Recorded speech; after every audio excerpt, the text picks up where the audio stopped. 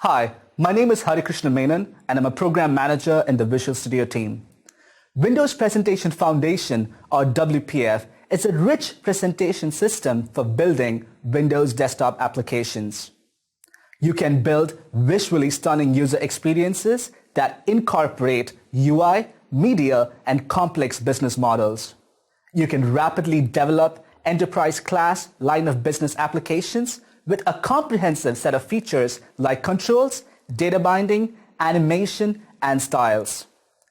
In this video, let's take a quick look at the authoring, debugging, and diagnostic capabilities for WPF applications in Visual Studio 2015. We redesigned Blend for Visual Studio 2015 to provide you with a great user interface development experiences. You can use Blend to create beautiful XAML apps. Blend has a sleek new look consistent with Visual Studio for improved workflow between the two products. Now, let's take a quick look at the new and improved Blend. The first thing that you notice when you open Blend for Visual Studio 2015 is a theme. It is much darker than Visual Studio's dark theme. It helps pop the content out. That means it's easier for you to visualize and design your content in Blend. We have also made a couple of other design changes, like your tool strip is now much closer to the artboard. It allows you to easily manipulate and design your content.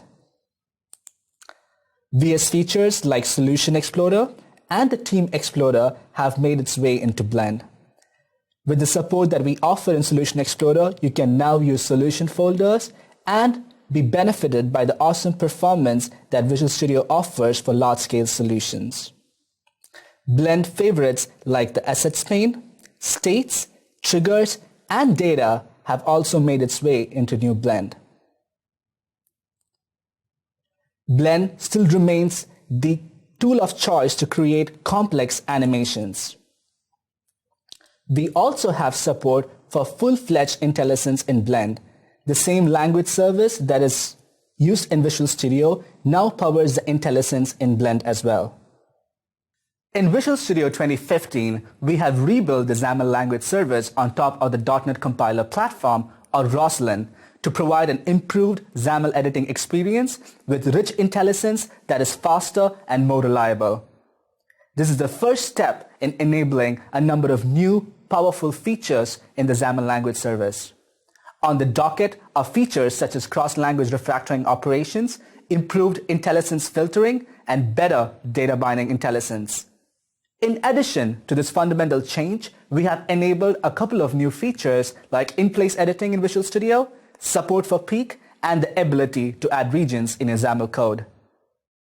Let's take a look at peak first. I'm going to select this border, and I really want to change its background.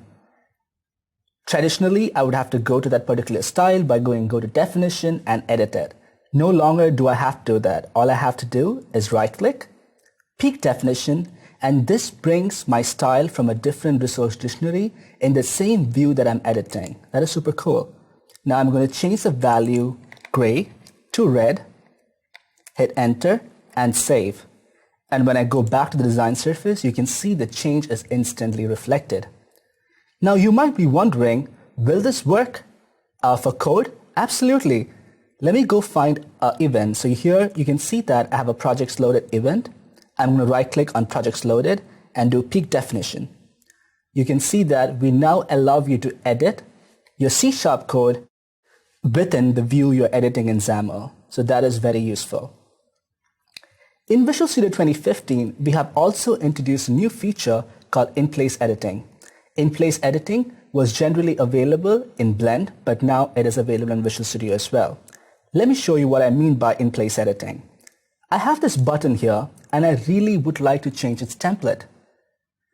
And I'm going to right-click, do an edit template, and edit current.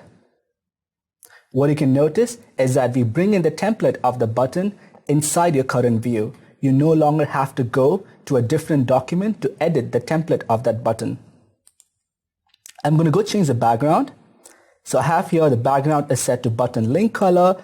I'm going to delete that and change to red. And hit save. You can see that we instantly update every single instance of that button. into red. Now for the final demo.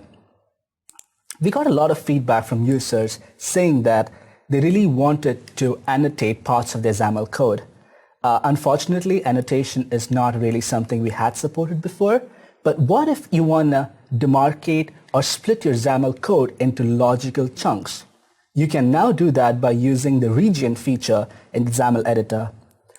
So I'm going to start typing, select region, name my region. Now I'm going to add an end region tag.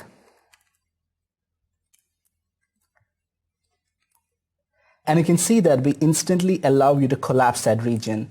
And once collapsed, it just shows the name of the region. This makes it super easy for you to logically differentiate chunks of your large visual trees. One of the top requests from developers has been tools for inspecting the XAML at runtime. With Visual Studio 2015, we are pleased to introduce the new UI debugging tools for XAML. These tools enable you to inspect the visual tree of your running WPF application, as well as the properties on any element in the tree. Visual Studio integrates these UI debugging tools directly into the debugging experience, so they fit seamlessly into the development cycle. As soon as the app is launched by the debugger, when I switch back to Visual Studio, I can see two new panes. The first one is called the Live Visual Tree, and the second one is called the Live Property Explorer. The Live Visual Tree shows all the elements in the visual tree of the running application. And when I select an element, you can see the Live Property Explorer is updated in real time with the values of the properties of the elements selected. The Live Visual Tree updates in real time. That means when new elements are added or removed from the visual tree, this tree will update automatically. To demonstrate that, let's take a look at the element count now. It is 6,700 elements. I'm going to switch to the running application and scroll towards the right. Now let's switch back to Visual Studio.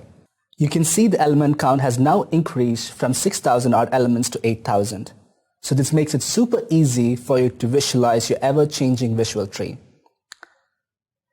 Let's go back to the app.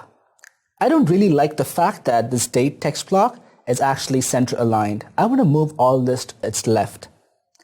Let's go back to VS and see how we can make that happen in a running application. I'm going to use the selection button, which enables me to select elements on the running app. I'm going to switch back to the application and select the date text block. Now I'm going to switch back to Visual Studio, and you can see that we have instantly synchronized the live visual tree to the element that we had selected on the app, as well as the properties have also been updated. I'm going to travel up the tree to select the data grid column header, and you can see the horizontal content alignment is set to center. I'm going to change this to left. As soon as it changes, we update the running application with this value. One thing you can notice on the Live Property Explorer is how the attributes are categorized based on where the value is coming from. For example, local values that you set in XAML are shown here. Values that are coming from styles are shown here, etc. So this makes it very easy for you to understand what property wins in your running application. Now let's go back to the app to see the change that we have made. You can see that both column headers are now aligned to the left, which is pretty awesome. In the future, we will even enable you to persist these changes into your source code while you're making the changes to your running application, a true XAML edit and continue experience. Performance is a critical aspect of any application. Customers expect applications to load fast, as well as interactions with them to be jitter-free and fluid. The Application Timeline tool helps you improve the performance of your WPF applications by providing a semantically rich, scenario-centric view of your application's resource consumption. You can analyze the time spent by your application, preparing UI frames, servicing network requests, and much more in the context of scenarios like application startup and page load. I have here a simple stock ticker application that shows the value of shares for a specified set of stocks over the last 1 year. Right off the bat, you can notice that the startup is super slow. and I'm going to use the new application timeline tool to figure out what could be wrong in my application. I'm going to close this app, switch back to Visual Studio, and open the Performance and Diagnostics Hub. I can do that by going to the Debug menu and clicking on Start Diagnostic Tools without debugging. This opens up the Performance and Diagnostics Hub in Visual Studio. You can see the new application timeline tool and the CPU usage tool is already selected. I'm going to now launch the application under the profiler. The application is launched, and if I switch back to VS, you can see that a live CPU utilization graph is shown that shows the amount of CPU that's being consumed by your application. It looks like the application has completed loading. I'm going to switch back to VS and hit Stop Collection. As collection might take some time, I'm going to switch back to my pre-prepared session file. When the session report comes up, you can see that we show you 3 graphs. The first graph is a UI thread utilization graph. The UI thread utilization breaks down the utilization of your UI thread into its components that is understandable to users. For example, we tell you the time taken by parsing, layout, render, I/O, and application code. You can see that there is a lot of application code running during application startup. The second graph is the visual throughput graph. It tells you the frame rate of your application in the desktop window manager, in the composition thread, and on the UI thread. You can see the frame rate was pretty much 0 for the UI thread during application startup. That means it was completely busy. Now let's take a look at the details view. In the details view, you can see we have created a top-level event called application startup. This event measures the time between the application is launched by the operating system and the time taken for your application to show its first frame. So this is super interesting. So I'm going to right-click on this event and do filter to event time range. When I do that, my view is filtered by the time taken for application startup, and I can view all the events that happen during startup. I can see my application spent 170 milliseconds in parsing. When I open that, it shows me all the files that were parsed as a result of parsing app.xaml. The parsing cost is inclusive of the time taken to parse the file and the time taken to create the object. It also shows me layout cost of each individual element.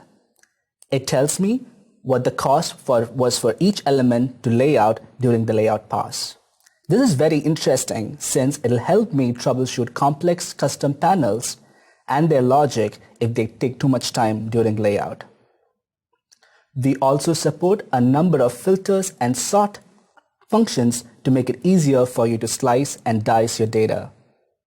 We also allow you to group by frames, and there are a number of search functionalities available as well.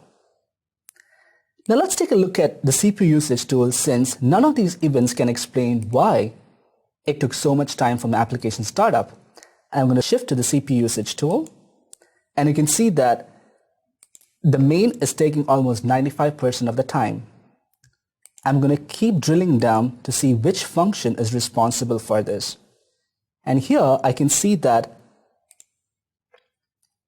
model.getData is a function that's responsible for spending so much time on the CPU during application startup. Let me take a look at that code. This getData function looks like it's doing a lot of computation and network requests on the UI thread. And let's see how much time this is taking.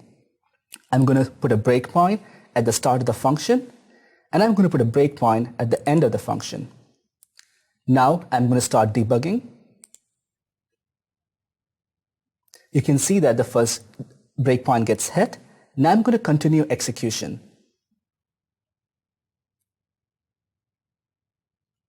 As you can see, it's taking quite a lot of time to execute this function. And you can see here, the new feature called perftips tells me the time taken between these two breakpoints, and it's a good 8 seconds, which is not that great. But I know I can quickly fix this by running all this logic on a different thread. So I'm going to stop debugging, go to my toolbox. I already have a snippet created To optimize this function, I'm going to delete this and drag my snippet over here. And you can see that it's pretty easy for me to run this code on a separate thread. This is how you can use the new diagnostic experiences in Visual Studio to successfully troubleshoot your XAML applications. I would like to thank you for taking the time today to learn about WPF application development. The Visual Studio and WPF team blog has more details around the capabilities of the platform and the tooling available in Visual Studio. You should download Visual Studio 2015 today and try out the new features available for WPF application developers. Thank you.